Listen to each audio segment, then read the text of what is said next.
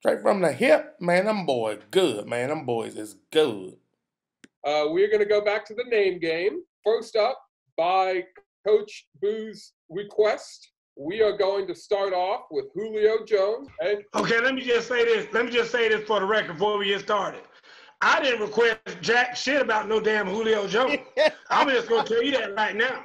I give less than a damn about Julio Jones. So I don't know what Travis talking about Coach Boo requesting Julio Jones. I don't give a shit about no Julio Jones or Julio Jones, what I call him.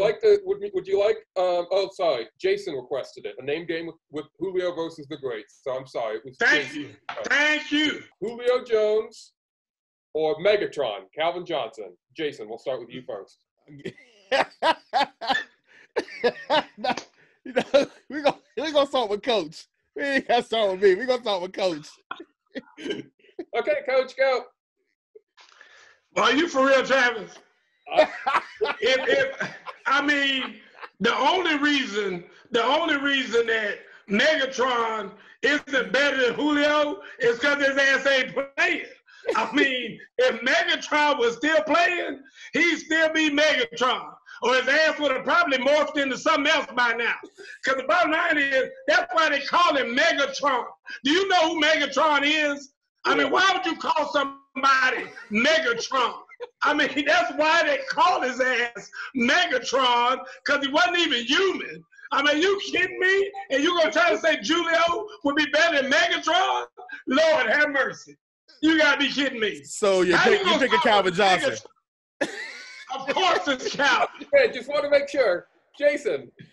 Oh, Jesus. I'm going Calvin Johnson, too. Okay. Number 2, Steve Smith. I'm gonna go Julio over Steve Smith.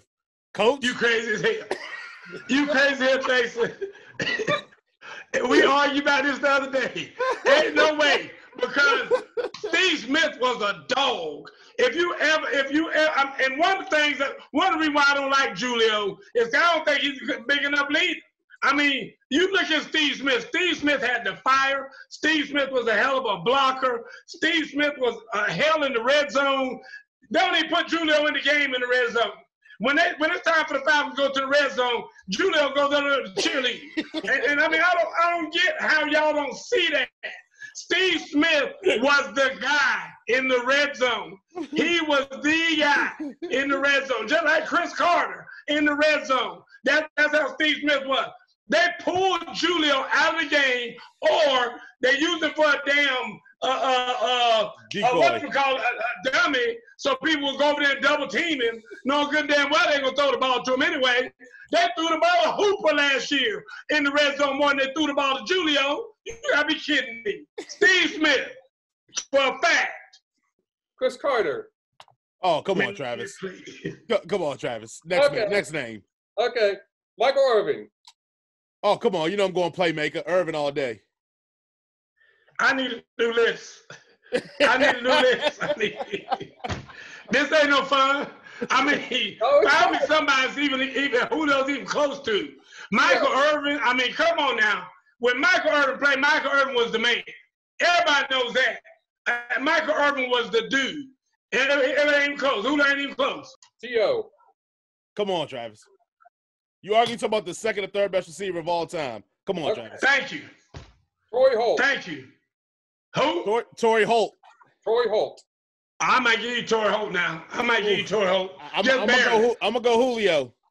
I might have to go Julio on that too, cause see Torrey Holt, and he was a good receiver. I'm not gonna shortcut the man, but yeah, I mean it's really hurting my heart to do this, and I don't really want it on record, but yeah, I'll pass. Punt it. Okay, that's we play punting about it. I'm punting. That's a segment for later, but okay. He's taking Julio. Okay, so and now we got 2 guys here that were a little before my time. So Steve Largent. I'm gonna take Julio over Largent. Oh boy. Now, Coach played with Steve Largent, so this is really tough for him. He played with Largent. My thing.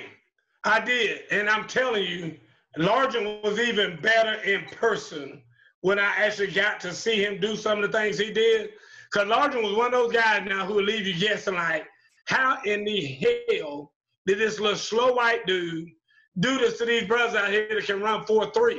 And he did it consistently because Steve Largent was one of the smartest football players I've ever been around.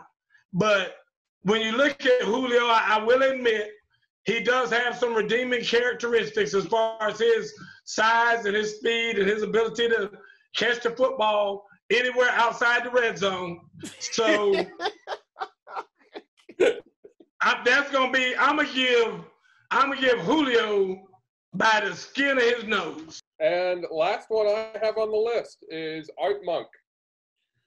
Ooh, DC favorite. I'm gonna go Julio, but that's hard for me because Art Monk is like it's like Steve Largent. Art Monk can do it all, but I'm gonna go Julio just because of physical talent.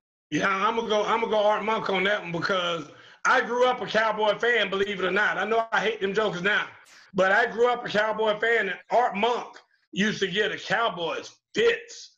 And I mean, Art Monk was a beast. And I mean, it's not like, you're going to talk about him really when you talk about the greatest receivers of all time. It's not like his name immediately comes up in that conversation, but he definitely could be in the top 10.